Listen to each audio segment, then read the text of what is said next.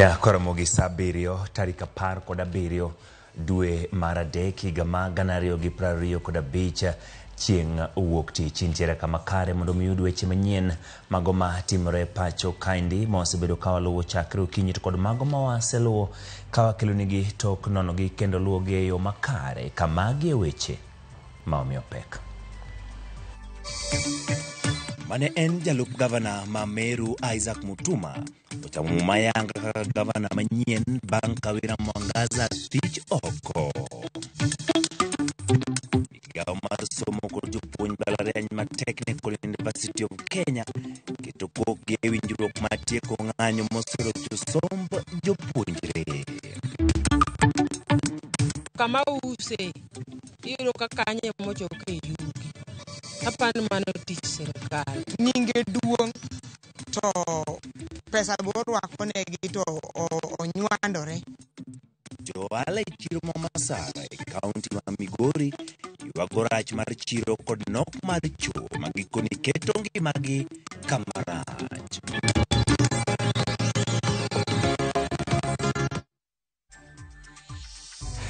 Ya Karamogi kaka pile nyal tudi kod wela mag tudruok mar Ariadek Auchiel nono yuda chiel kachiel e YouTube, Facebook kachiel kod X mar Ramogi TV wago kod mbaka e gigo mokelo ni gi elaksiche gi nyinga Ochieng Emmanuel bed kod chakruok nyaka giko.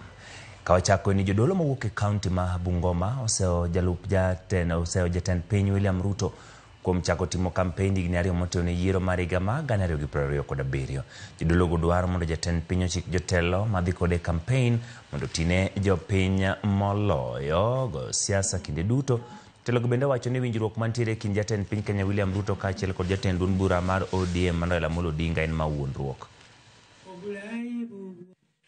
Sisi ya vijana kutusaidia kuandika pia ndio rekodi zetu zisipotee. Sio kweli? Hapo tuko sawa na tunaendelea mzuri.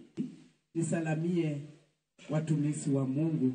Sasa mtu anajaribu mbinu ya kutaka kushawishi watu mapema labda ndio apate umaarufu wa 2027 ndio apite ku.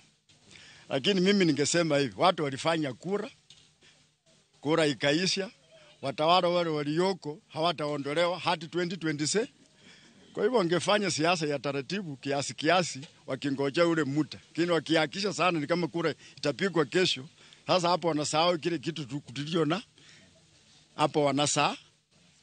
Yaani wangeenda tu taratibu kwa njia ya kusaidia wananchi. Kama uko navyo kusaidia wananchi, kama hauna basi ungojee muda utakapofika filimbi kipikwa ndio ufanye siasa yako. Mimi siasa ya mapema napinga. Kwa nini? Tulipiga kura hao viongozi wafanyie wananchi kazi. Hiyo ndio kazi wananchi waliwapea wafanye kazi. Na hiyo ndio kazi ambayo walipewa. Mambo ya siasa wangojea mpaka 2027. Wakipata muda kama walifanya vizuri warudi. Na kama mtu alifanya vibaya haende nyumbani.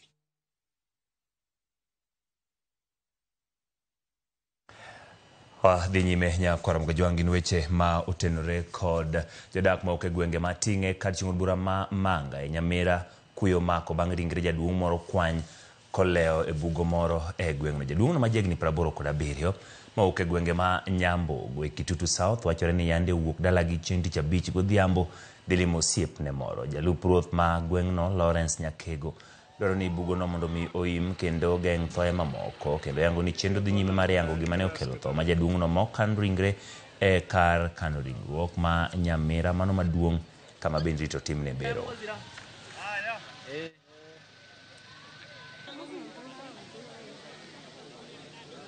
Ilipaswa habari asubuhi kutoka kwa wananchi ambao wanaishi hapa Tinga ya kwamba kuna mzee mmoja amepatikana bwawa la Tinga kwa majina anaitwa Oiko Nyang'au ambaye ako na miaka at around 87 years. Mzee mara ya mwisho kulingana na ripoti ya wananchi ya watu wake alitoka kwa Aramisi kutoka siku hiyo baada hajaonekana nyumbani mpaka vile amekuja kupatikana hapa. Naomba maneno aende wa serikali wakuche na matrakta wafunike hili wao. Hii inaweza chukua watu wetu wengi. Hatuwezi hesabu watu wengi. Kaudhi County ma Meru mabende osebedo gi ywaruok mag weche mag telo ka gidhi e doho koni kod kocha. Isaac Mutuma ochamo muma kaka gavana e county ma Meru kinyi ma kawuono. Nyasi mane obagi alap ma Mwenda Ntu kendo yore kod jopiny kaachiel kod jotelo e county no kaachiel kod jotelo moko mag siasa mopogore. Mutuma okawo kar Kawira Mwangaza mane osebedo kod limbe doho kod buche mag gikone to thiche godo oko. Lokotelo ma kama osenene county ma Nairobi tok Mike Sonko ne thiche oko kaachiel kod Kiambu mar Ferdinand Waititu bende ka bende county ma Bomet tok Joyce Laboso ne nindo.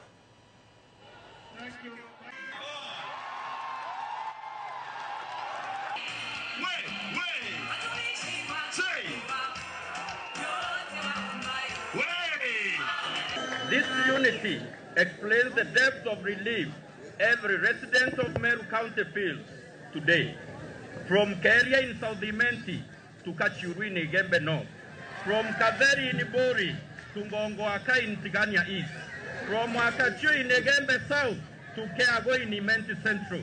Indeed, the whole county. This joy is remarkable. Ladies and gentlemen, I promise to keep this unity burning and hope for a better tomorrow for ourselves and the generations to come. I am aware that we face many challenges, and I'm here not to make grand promises, but to offer you something more, servantly. Kawuok Meru wadhi nyaka county ma Trans Nzoia kama gweng' ma Kundos e boma ma Endebess county ma Trans Nzoia. Rowere adek kaachiel kod jadolo moro yudo hinyruok bang' tong'gi kod beti lweny mar laro lum. Wachore ni ji moyo 30 ne omonjo puodho moro mar eka 120 kendo chako keto chiel gi thuon. Joneno wacho ni jogo nomonjo jodak e kinde mane openj gi wach monjo puodho no. Riwruok jodongo ma Kaburuo kata kamano dwaro ni piny owacho donjre wachno kendo ratiro yudi. Jodak gisani ni kod dwaro ni lweny makama dipoko kelo lweny machielo maduong' moloyo e kinde manyime pano ni piny owacho ok odonjore wachno. Kuona pale hao wamekatwa au wamefanya nini? Sema watu walipigana. Wakachabwa, wakakatwa, wakakimbia polisi. Walikuja akamiliki nini hiyo nusu yake katikati ya hiyo shamba ya mzee. Yeah. Akisema alinunua kutoka kwa msichana yake, lakini hakuna documents yote ambayo inaonyesha alinunua. Kidogo hivyo na anaanza panga. Akakata huyu mchungaji kwa kichwa na ikawa ni kama hiyo ilikuwa saini ya kuambia wengine endeleeni kupiga huyu. Akakata mchungaji, kutoka kwa mchungaji akaenda kwa Meshak Saina. Kutoka kwa huyu vile vile akanikata mimi. Na wale watu yake wanatuingilia wanaanza kutupiga. Serikali tusaidie kwa sababu wasipofanya hivyo siku hiyo ingeharibika. Hatungetuliza watu kwamba wacha kwanza tuone hii mambo inaenda namna gani. Tielo mara beach maromo mag weche chike midendo ni Legislative Summit ochakore yange boma ma Nairobi. Romo no chakore gi tungni makagi kacha ka jatend migawo matuke Salim Mvurya amane ochung'e lo jatend piny William Ruto bedo kod tich matek. Chwalo twak ne jokanyo moyuore romo no kokoni gidwaro jatend piny Kenya William Ruto owuon. Watudore kod Walter Nyambaka e yor mabende nitiere romo no e yor simu mondo mi waler kaka weche chalo. Walter, erokamano kuom yudo thuolo maloso kodwa e chenro mar migago odiochieng' ma kawuono. Ang'eyo ni isebedo kendo lieko makoni kod kocha ma otimore e romo no mochakore kendo awinjo kanyo ne nitiere tungni ka jogo dwaro mondo mi jatend piny Kenya William Ruto owuon emodonji mondo mi otwak kodwa. Mi waler ni nyaka gie sani ginang'o mose twagie romo ma kama indi geto twak ang'o to gidwaro yudo ang'o tok ka gisetieko romo ni.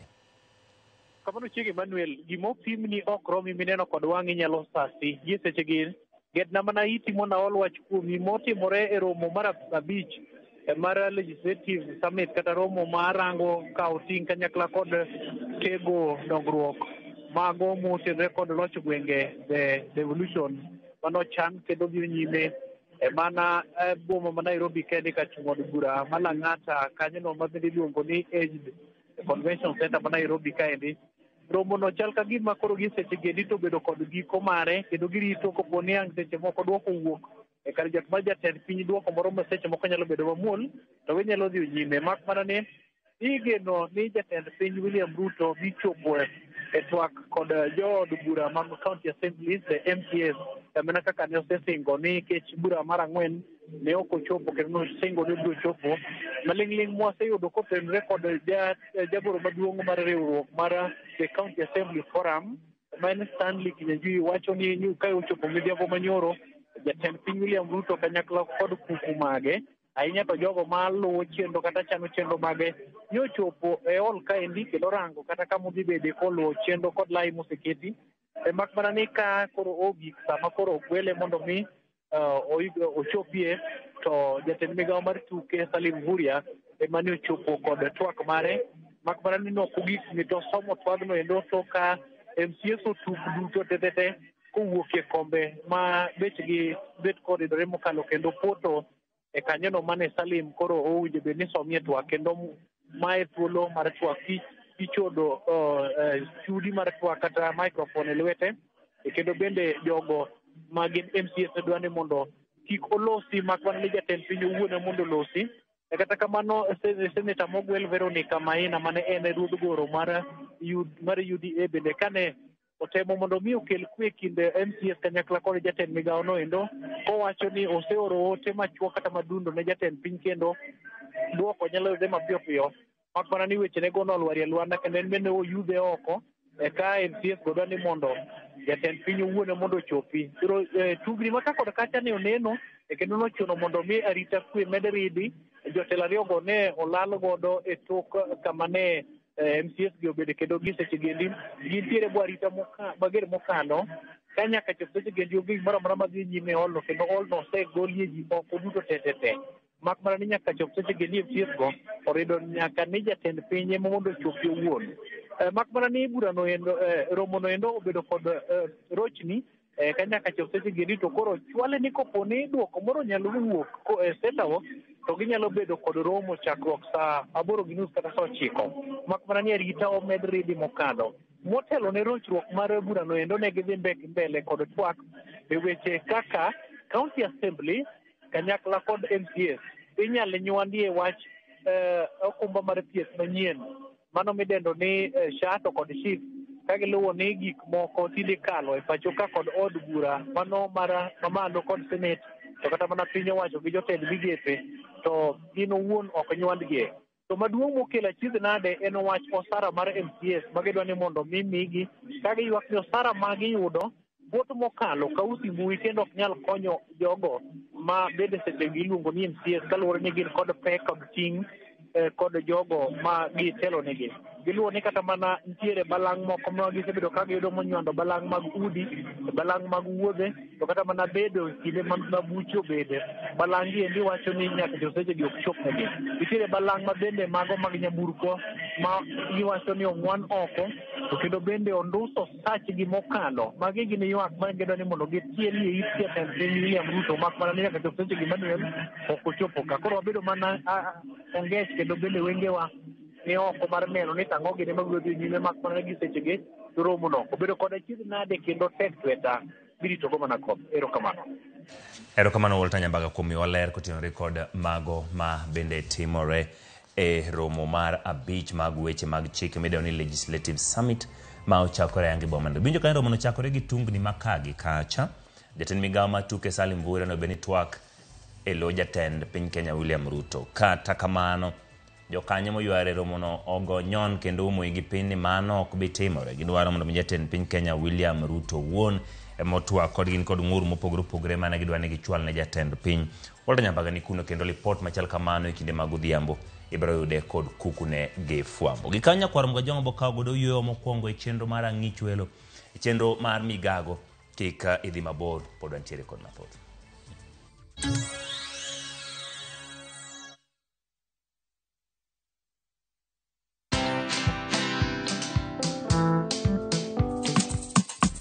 Today we're being flagged off and starting our 5-month journey.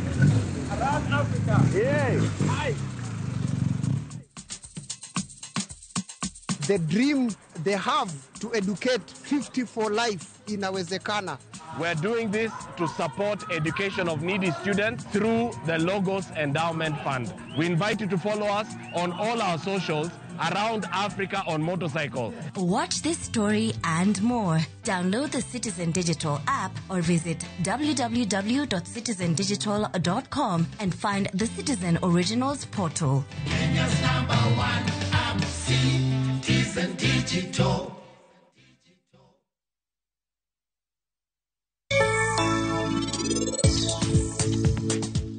Donge inni koyo wikachiel no bendo serumo.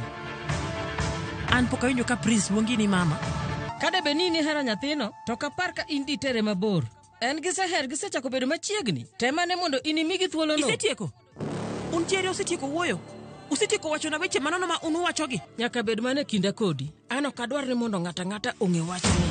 Ngima mar ng'ato nyaka tho mare chakrega mana kuom anyuolane. To onge gimoro malong'o kuoma manyalo hinga anyuolana kata matin. Indulge in that moment with every spoonful of Delamere real fruit yogurt.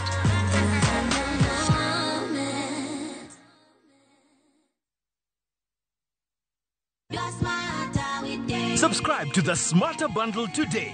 Dial *544# or visit My Airtel app. Airtel Smarter Bundle. Browse, chat, call. Airtel Money. Airtel. A reason to imagine.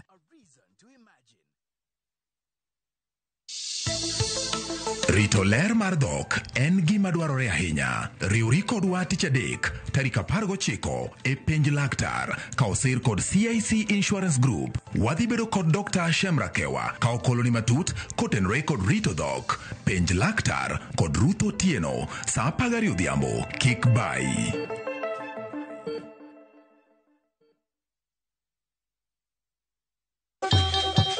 Ang'o mosetimore ne joma ne ochweyo Ugandawa?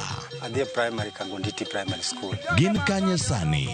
Amobilize kalerte ne wago poro to gibiro wasombo kidi to watero kacha jite e secondary kacha. Waromo gi jodgi to wafwenyo sigandgi mopondo. Siasa ka ng'amo ywaye maduong' kata e siasa en Daniel Arap Moi. Ng'e ranyisi mabeyo mane giweyo. Ne japiny opogore kata ng'ama ne nie duond loch ne neno ni kopo ni Kenyatta dhi Tom okawie thuolo ni mondo tano pinyni kaluwore gi mwaseneno kuome. Ang'o ma gitimo sani? To kata kamano be pod gin kodwa. Nakedo ne wach sukari ma jobunge jonjo kod buot nochaka ne bwana sukari. Gin kanye kod Walter Nyambaga tich ang'wen saa 3 otieno mana Ramogi TV.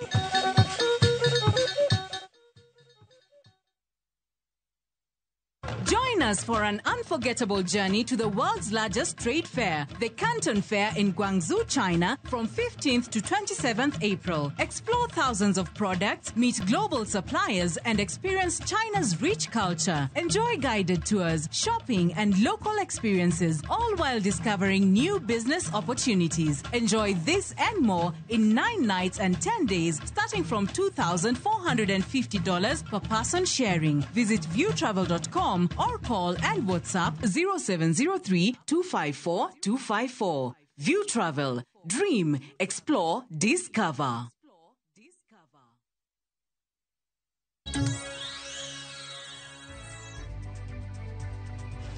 Erokamano kuom medo kete Ramogi TV wadhi nyime.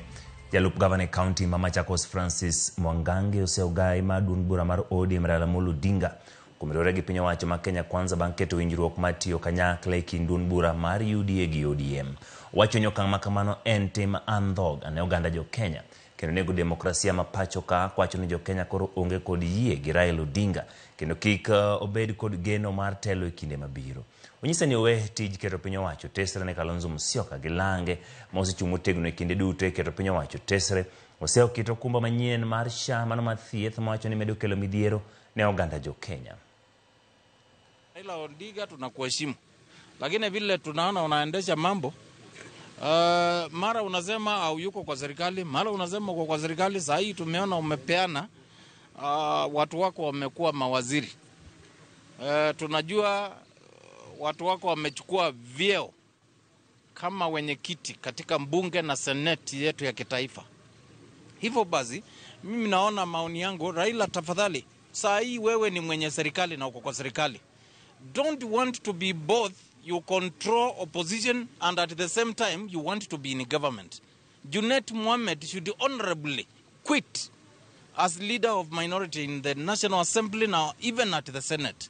Nyinyi ingieni kwa serikali, endeleeni kukula huko kwa serikali. Wachaneni maneno ya mnataka kucontrol what happens in the opposition and at the same time nyinyi mnaendesha mambo yale mambaya kwa serikali. Chenro mag somo ne okwame katigruok ma weche dho wath kara Maritime County Mombasa bang' jopuonjre ma kono kuno somo kagiyuak kaka tend katigruok no tayogi. Jopuonjre go ne ogo kambi dho rangach ma katigruok kagiramo ni ok gibidok e klas nyaka winj ywakgi. Ne ochuno bila mondo ochop kanyo mar geng'o tulo mane nyalo muoche kinde no. Katigruok ma Bandari ni kod jopuonjre maromo 800 ma jotiegruok e lony mopogore opogore motenore gi weche mag nam.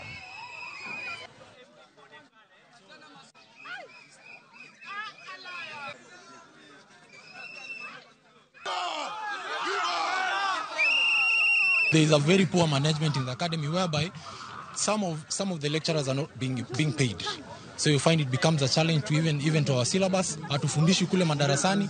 And the other challenges we're also having, we used to have a revolving fund that was there, but since we had a new CEO in the academy, the revolving fund came to an end. So we don't understand what exactly is happening at the academy. We don't understand why we are paying so much school fees, been given very smart uniforms, but we don't see results. Yes. Yani, the school is just putting on public a good PR, lakini kwa ground kwa tunaendelea. Kwa fee structure tumeandikiwa tunalipa school fees kuanzia term 1, term 2, term 3. Na tukiangalia term 1, most of us watu tunakuwa attachment. So tunapata kwa fee structure bado inatuandikia kwa tunalipa. So hiyo kitu ndo tunataka shule ituambie kwa nini tunalipa school fees na ili hali hatuko shule. Tunataka accountability. Tunataka tuambiwe venye pesa yetu inatumika. Tunataka tuone venye ukilipa pesa unaona imeenda kwa project fulani na fulani. We would have preferred BMA under KPA and not this new administration. Katana is not working for us. He's against us always. Kawuok e gwenge ma Kadhodh nam chimbo duogo e chuny boma ma Nairobi. Migawo ma somo romo kod tend mbalariany ma pacho ka kamoting'o ma Technical University of Kenya. Romo margi en matimo twak kendo chopo winjruok mane ni jopuonj mag mbalariany ma Technical University of Kenya mong'ere kaka tuko dokitich. Jopuonj mbalariany no osebedo ka bago ng'anyo kendo ng'ure wi deko mar osara kod midhiero mamoko mosekelo pek ne weche somo e mbalariany no matu. Watudore kod Judith Omondi mondo mi waler kuom gik matimore no. Judi, erokamano kuom yudo thuolo mar twak kodwa e chenro mar migago intiere kuma romo ma kama timore kendo ka tiegruok matu gadiera osebedo kod tungni makoni kod kocha ng'anyo ma bende oserocho weche mag somo to kod chenro mag. Odiochieng' ma kono nitiere romo nyalo nyiso ni tang'o ma osetwagi misewinjo jopuo kapo ni nitiere jotelo mopogore opogore ma bende oyuero romo machal kama to gino ma gigeto yudo tok tieko romo no mar bende neno ni somo dhi nyime mbalariany matuk. Manuel mana kaka wacho antie lokich mar migawo mar somo e chuny boma ma Nairobi. Kama okinyi makawuono tend migawo ni kama oriwo mano jatelo Migoso Gamba, jatelo bende mochung' ne weche mag tiegruok mag kuonde tiegruok mamalo Beatrice Nyang'ala kaachiel kod bende riwruok mar jopuonj mag mbalariany UASU kotelnegi kod jatendgi Constantine Wasonga. Giduto ne giromo kae kaluwore kod ng'anyo mar jopuonj mag mbalariany ma Technical University of Kenya osebedo ka ng'anyo kuom koro mahawo dweche 2. Ng'anyo mar jopuonj mag Technical University of Kenya ok en mar jopuonj kende kata mana jotich matiyo e mbalariany ma Technical University of Kenya osebedo ka oriwore kod jopuonje ng'anyo. Ng'anyo margi okel kod gik ma odhuro kama oriwo deko mar osara ma ichulo jotije matiyo e mbalariany ma Technical University of Kenya. Bende giwacho ni omenda monego bed ni ichwalo ne bengi gi mane gikawie hola kata mana loans ok osebed kichwalo. Omenda monego bed ni ichwalo e SACCOs ma gintie kata mana grube monego bed ni gitiyo godo e yore mag keno dwe ka dwe bende ok osebedo ka ichwalo. Magi gin mana moko kuom gik momiyo jotije kuma oriwo jopuonj mag Technical University of Kenya ne ochako ng'anyo ndalo makoro hao prauchiel e pacho ka koro dichieng' kawuono ne gibedo piny kod migawo mar somo, gibedo piny kod bende bad migawo ma ochung' ne puonj mag kuonde tiegruok mamalo. Nwageno ni kochopo kar saa 5 dhiyudo ka kamoro gisechopie winjruok ma gisego sei gino ma dho ngere dendo ni return to work formula mondo mi somo ochakre ayanga e Technical University of Kenya. Kata kamano pod wantie ka Emmanuel, pod warito gi nikech ne gidhi aput matin kod migawo ni mar somo mondo mi giket achiel lokruoge matin e winjruok ma bende ne osego chapa. Koro nyaka sani pod wantie ka to warito mana ni to bende winjruok ne gichopie kar nikech bende mahawo jumbe ariyo ma okalo ne gibedo kod romo machal kod ma mana ni nok gichopie winjruok. Koro wakia kata kawuono po ni gichopie winjruok kendo jopuonj dhi dokie somo mano en gima pod warito. Bende par ni Emmanuel kapok ne ng'anyo ochakore mahawo ndalo 5 ma okalo gi jagoro maduong' mar UWASU mano Constantine Wasonga ne owacho ni poni piny owacho ok ni kod geno mar duoko somo makare Technical University of Kenya, ginyalo chungo somo kata mana lore mondo mi jopuonjre odhie e mbalariany mamoko, kata mana bende loko jatelo mar mbalariany no kaka ne otim ne mbalariany ma Moi. Koro nyaka sani mana kaka koni ni aneno koponi burani chalo ka gima orumo kendo chal ka gima gidhi romo mondo mi to gikona ni to bende gichopie winjruok koso ng'anyo matuk pod dhi nyime. Magi gin mana moko kuom gik ma pod wamedo luwo ne nyakwara Mogi Ajwang' Emmanuel weche manyien ma saa 10, saa 1 kod saa 3 wabiro wacho ni to gin weche mage mowuok to bende nyithindwa dokie skul kaka osebedo koso pod ng'anyo biro dhi nyime to bende piny owacho ma Kenya kokalo kuom migawo mar somo ni kod geno mane kata ni kod paro mane mar neno ni jopuonjre mane ondikore mar somo e Technical University of Kenya odhi nyime kod somo mar gero. Kamane Emmanuel aduko kuom e studio mana koponi in gi penjo moro minyalo penjo. Erokamano Judith mondo kuom oler nyakwara Mogi gin weche motenore kod somo e mbalariany matuk Technical University of Kenya boma ni Nairobi. Gisebedo kod ng'ur kendo ywak makoni kod kocha ng'anyo makinde ka kinde odiochieng' ma kawuono migawo mar somo ne temo yudo winjruok mondo michendo mag somo dhi nyime makare mbalariany no mano matuk. Judith Mondelo no kanyo ne gibedo kod romo ma panda ma pere ne gibet kendo gibedo kod twak kata kamano gi sani chal ka gima gisetiyo kendo giwuok oko gibiro bedo ka gitwak kod jofwambo lipot motenore kod mano singo ni nyakwara Mogi obiro kelne weche manyien ma biro nyime kanyo. Ka wadhi Vihiga, jonyuol mag nyithindo mani kod ng'ol okwa mondo te nyithindgi e skul kendo yudo tiegruok makare mondo konygi e ngimagi manyime. Ma en ote ma okwako lwasi mar skul ma St. Ursula Chamahamanga Special School e kaunti ma Vihiga kama riwruok moro mar Azerbaijan International Development Agency kata AIDA ne ochiwo sir mar omenda mana dola 20,000 mar siro somo, gedo, chiemo makare kod thieth makende. Kolosi kinde nyasi malimo skuno jambete ma piny Azerbaijan Sultan Hayev owacho ni chenro makamagi gin mag bero somo kod ng'iyo makare kind piny Kenya kod Azerbaijan. Weche ma osirlwedo kod gavana mar kaunti no Wilbur Kichilo. Most people feel shy or feel ashamed when they have students or children who are either mentally or physically challenged. This should not be the case, and we want to encourage all the parents who have children, who have any other, who have challenges, whether physical or mental, to bring them to these special schools. Despite many challenges, despite some difficulties that you're facing, despite all the matatizos and changamotos, what we're seeing here today is a group of dedicated professionals who are doing their best to make sure that a very important slogan or a motto that I've heard today from one of my younger sisters, that disability is not inability. Lit kod kuyo kwako gweng' ma Tuyo Bay e Chepalungu e kaunti ma Bomet. Bang' rawera moro ma japuonjre ma jigni 16 maki kendo negi kod nyang' kinde mano luokore e aora ma Chepkulo. Komanda mar obila ma Chepalungu Panthon Analo wacho ni japuonjre no ma jaklas 11 e skul sekondar ma Nogirwet ne owuok kod nyang' ne oywa kod nyang' nyaka kama tut ma mita beach e chuny aora kama nyang' no we ka osetho. Ringre japuonjre no yudi kani kod adhola tiende ma kor ka cham korachiel kod bembene. Ruoth magweng'no David Tulmat owacho ni lepe kaachiel kod sabun oyudi e dho aorano ka ringre osekaw kendo kane kar kano ringre Malongisa. Tukio yenye ilifanyika jana, tuko kwa huzuni sana. Mtoto wetu mwenye alikuwa form 3 alikuwa anafanya usafi wake mtoni akakulwa na mamba. Na mara nyingi huwa tunaongea na serikali ambao wenye sasa hivi wanachunga wanyama. Tulifahamiwa juzi na ndovu, na sana kwa wakati wa huko nyuma pia visi wanakuja kufahamia kondo wetu.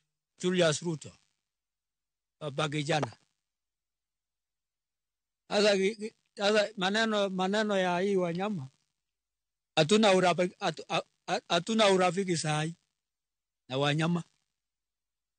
Wanyama wameanza wanasemanga ati wanyama wakuwe rafiki yetu, tukue marafiki na wanyama. Sahi hatuoni sababu ya kuwa rafiki na hiyo wanyama sasa. Wadhi Kilifi mokom jotel mawuok e county rebo ma Kilifi county no dwaro mondo mi duol mochune kedo kod oganda kanyakla National Cohesion Integration Commission NCIC modonjre kelo kwe kind oganda mag Bajuni kod oganda Luo ahinya to bang' jal moro chiel kod Magina kendo negi ndalo machuok mokalo. Idongo seo mokalo timno mar nek mawachore ni okel kod lweny mar laro lowo.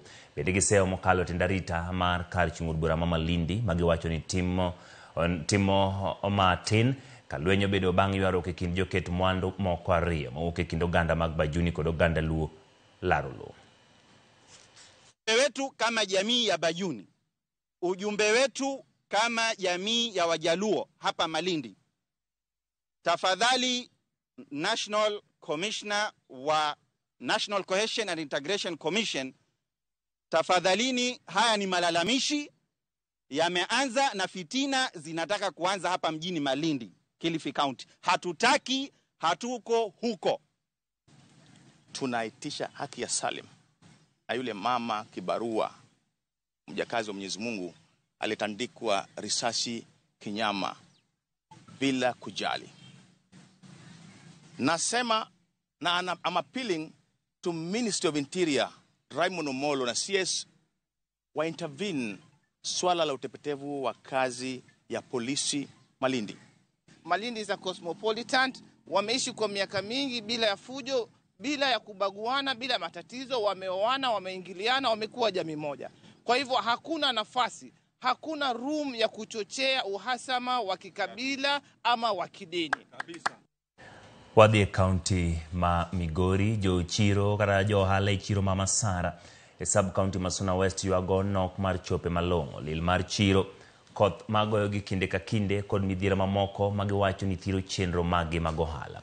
Gikoni midhiero magi kadhe keto ngimagi kamarach kaluwore gi chido mar chiro no mabende nyalo miyo koro gigam tuoche mikelo kod aluora mochido. George Juma Mioler. Kata bed ni chiro mar Masare subkon Masuna West en achiel kuom chirni e kaunti ma Migori ma iwacho ni kelo osuru mabup ne piny owacho. Joala mabende kotimo wale chironi ywak ni lwasi magitimo wala ok ber kata matin. Achiedh nade mwakale mokwongo en kar puko yugi. For example, kama use iyudo ka kanye mochoke yugi. Hapa ni mano tich serikal. Nyanya tow kendo nyanya bedo gi boil. Kami kuonde mipuko gi ok beyo. Gichako gikelo dung' mar chiro. Nyinge duong' to pesa borwako negi to onywandore. E kinde ni mabende koro kod chwe kaunti ma Migori Joala gi ywak ne gido ng'ikruok chendogo mag ohala ka mwandu gi bende koro iketho kod koth. Kata wuod rep kano biro to donje chiro kano dwaro mbolo to sani mondo mi odonj kate i chiro no onge kosekale Lamu fwayo ne ji to kala odhi mbunge kamano. Gavana kabiro to wawinjo magache no kago swi kokalo to kodonje chiro wan e chiro waonge i Lamu. Koro wachalo joma nitie kul moro mar dhok. Masara no nego bed under municipal. No konego bed kaka market moro man chien kaka kuonde michako. Access roads onge. Kopo ni fire damage owuok to udi nyalo wang' te marum. Jojo chieng' mane achiel kuom Joala ma Masara wach ni chirni mantie rang'iny achiel kod chiro ma Masara oseger makare to ma Masara ni ema koro dong' chien. Ochieng' wacho ni gero chiro manyasani Masara osebedo gima igano kod piny wacho kuom higni mathoth. Chiro madede iuse kendo gere en kama ber. Chiro mong'er construction dhi mbele. Chiro masibuoche igero. To mama sachwani eto linga kaka no kete no waonge gi kwe. Joala gi Mama Sara wach ni chiro ni koro ler tin mokalo kagimedo ni kata chope kaachiel kod pi maler bende koro onge. Cho waonge go Masara flat. Yudo ka ng'ato odhi oko e kasuku o bola kanyo ka ng'ato oko matini odhi nyaka juala. Machieng' moro na dwa kwanyo kata juala mar oko matin mada kwanyo ni mo salad. Iri waonge cho. To kiyude to en pit latrine matin kama michulo to be kidhi sani biro yudo kopong'. Nitiere manoger to nyaka ne gere sani usetieko higni mokalo 6 dhi 10.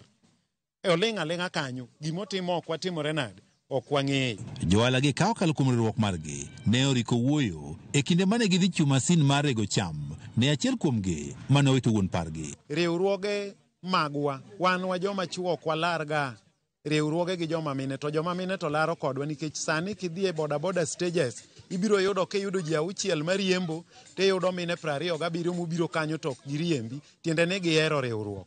Koro akwayo joma chuo ni mondo wadonji e riwruok nikech mine jokinda. Apisa maduong' e migaono mar Ale kaunti ma Migori Victor Uya ne oyango ni gisido ywak ma osegol kod johalagi kabende kaka piny owacho gidhi kawo okang' mowinjore. George Juma, Ramogi TV, Migori. Jatend migao mar mwandu mag Bulo Ali Hassan Joho dwaro jotelo mag Kadhodh Nam Chumbi mondo oket pogruok margi mag siasa tenge kendo chop singo magi. Kolosi kinde nyasi mar Iftar kama oriwore kod jotelo mag Kadhodh Nam Chumbi. Joho wacho ni gwenge makono osedong' chien ne weche mag dongruok koro yango ne riwruok mantiere kind jatend piny William Ruto kod Raila Odinga geto kelo achiel e gwenge makono. Wacho ni piny owacho ma broad based biro konyo tieko chenro mag dongruok mosebedo kokwame gwenge makono.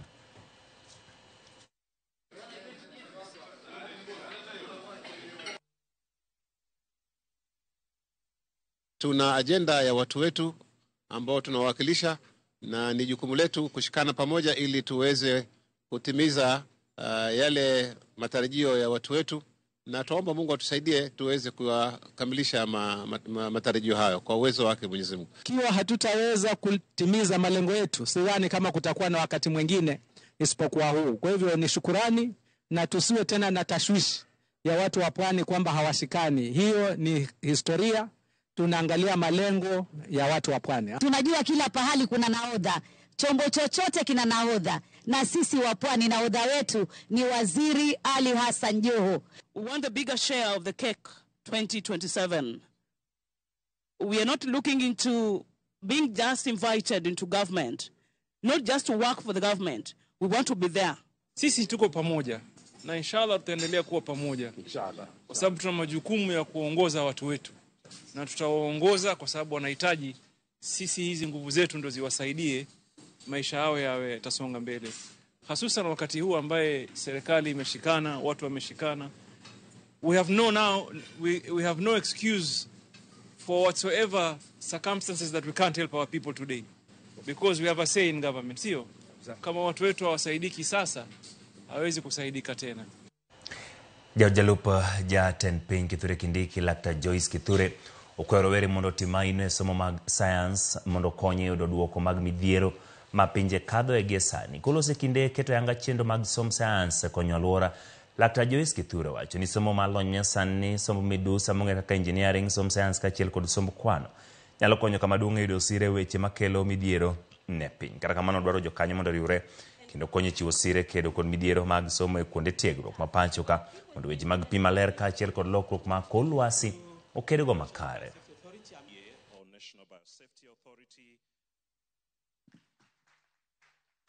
I am also passionate about mentoring and preparing our students to take STEM studies. I strongly believe STEM provides the foundation to transform our economy to a knowledge-based economy and safe communities. Remember, safe. Safe. There's something there. scientific, not just safe, okay, and safe communities. My project will work with a like-minded organization and individuals to address issues related to the challenges STEM education face in the Republic.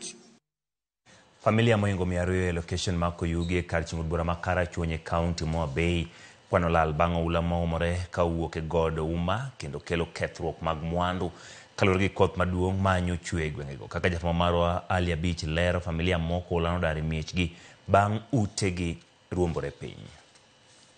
Makoth mapek igeno ni pod biro medo chwe kor gwenge mopogore pacho ka moko kuom jopiny osechako neno midhiero ma ikelo kod oula kaluwore kod koth madhi nyime gi chwe kor gwenge ma pacho ka. E location ma Koyugi ka chud bura ma Karachuonyo, familia moingo 200 nowito mwandugi mathoth ka moko bende odong' maonge kama ginyalo jote bang' koula mapek manomwomore kowuok e goduma kalo e miere mathoth e gwenge moko 7 alworano kendo weyo lal maduong'. Chuodho ma pod okwamo e miere buora kod yore madonjo e mierego eko kelo ranyisi mapek mar oula manowuok e goduma kendo weyo komuko ute mag familia moingo 70 masani koro jote skul primar ma Kandiege ka familia bura bende nowito mwandugi e kinde masirano. Koth nomonjowa mapek kendo kodhno nokelonwa lal mathoth kaluwore gi oula. Nomuko utewa, jamni notho, gwen notho, utewa bende nolwar makata kama nwadage onge. Nwatudre gi chief area chief marwa nokonyowa kendo kelowa nyaka kama wanyalo jote Kandiege primary school ma wantie nyaka sanie. Nigi konywa kaka wanyalo geng'o wach mar oula ni. Yewni mang'eny osedinore mamiyo oula ni negowa ka pio malo North Ward kendo biro ka maonge gima nyalo geng'e. Pino amalo gi speed oula Homa Hill. No Homa Hill gi speed mamalo kech yewni obedo sil opong' te koro ok nya bedo tamakt. Koro gikunywa yewni mondo pi odhi. Moko kuom familia mano oula muomo miregi kendo sani koro jote skul primar ma Kandiege wacho ni ne gitony tho matin nono e kinde masira mar oulano ma bende pod okelo buok maduong' e gwengego. Giywak ni sani koro onge kaka ginyalo konyore e kama koro gijoteno ka suna kod kech bende kayogi gino ma koro miyo gibedo kod luoro mar gamo tuoche mopogore. Utegi nokethore te kendo dhok diel nodhi achiel kendo gwen nodhi. Nyithindo ne wahao mane wi pi mondo biwa ninde classes ka ne waneno ka ne wanindo gima notimowa suna nokawa jokama banda nodhi te ne onge gima ne joge nyalo chamo gotieno en mana kochopo gokinyi to wayudo mana jomoko momiyowa sukara kwota wachwako waonge kata gima wadhi chamo sani. Nyasaye koyie to timne jo government maber. Familia mane mwandugi okethore kinde masira mar oulano kwayo sirikal kaunti ma Homa Bay kod sirikal ma malo mondo yochwanlegi e konye kambi kama koro gi joteno kod manyo kaka inyalo bar wang'o oulano kik chak muom mieregi. Gimomiyo pi inyowa waonge gi yewni mageng'o pi. Da wan kod yewni makuny mageng'o pi dikoro pi ok nyal monjowa kaka nomonjowagi. Wakwayo sirikal koyie to gireswa gi gima wanyalo konyore godo. Mar ariyo, yewni odinore koro pi biro gi spidi man malo. Ndara ni plain koro ok geng' pi. Koro wan loka mar ndara pi kadha ka biro ka inyowa. Gigewa odhi mang'eny moko ni manyo mane ichuodho dhok otho jamni otho gi gwen. Kandiege primary ka wan matek kaka wakonyre onge kata gi nyithindo gige umo onge gige nindo onge matrese omodho pi gi chiemo mwanyalo konyore godo. Alia Beach, Ramogi TV, Homa Bay. Ramogi Talk report mar Alia Beach nobedo kakao yo kata kamano kikidhi mabor pod wan tiere kod weche mag tuke.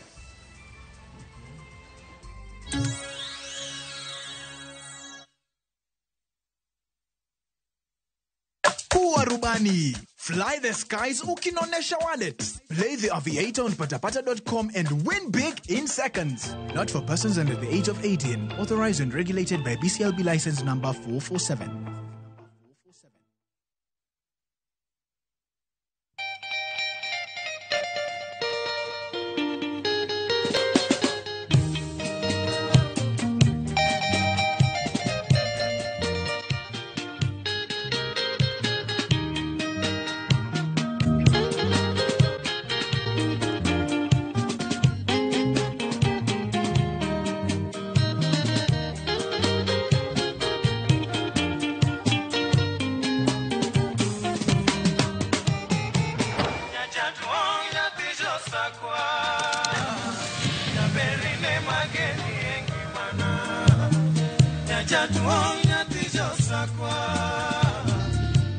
Radio Ramogi, Cartoon Jaluo. Radio Ramogi.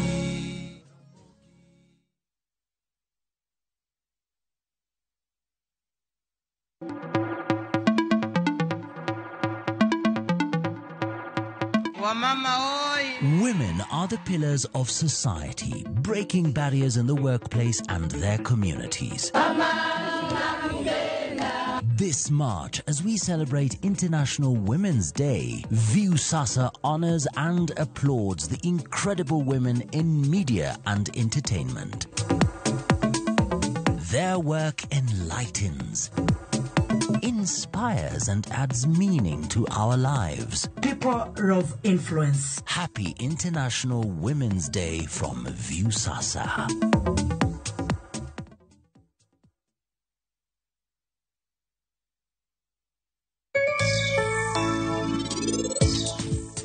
Kade benini hera nyathino, to kapar ka indi tere mabor. En giseher gisechako bedo machiegni. Temane mondo inimigi thuolo no. Isetieko. Untiere osetieko wuoyo. Usetieko wacho na weche manono ma unuwachogi. Grand prize won! Win big with the WRC Safari Rally 2025. Revisha and feel the road.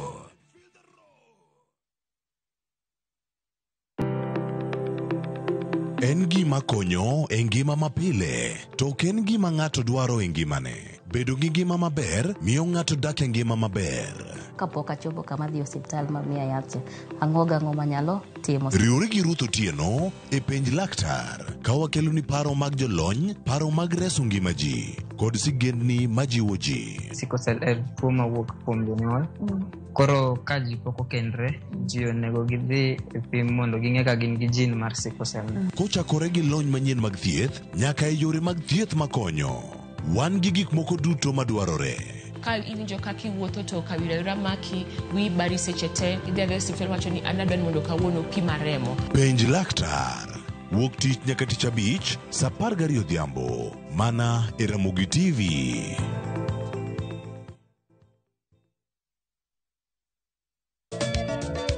Machiegni nyakoro Ramogi Jwang' e chenro mar Goma Owake. Wuok tich akelo ni mix mokwe. E kaito tich ariyo. Reggae Owake, yani tunaongea na Majar Rastafara. Alafu tich adek nyakoro Ramogi Jwang' akelo ni mana yani ngeni mpaka kiwasani. Ticha ngwena is kama nene, yani kitambo zama za kale. Alafu Friday, si unajua tu Friday tunafanya namna hii, nyakora Ramogi Jwang Friday supuzo wake. Sapar gidaka paga big nyaka sapaga rio kod an PDG Papa Vic, yani ukipenda mzee kijana.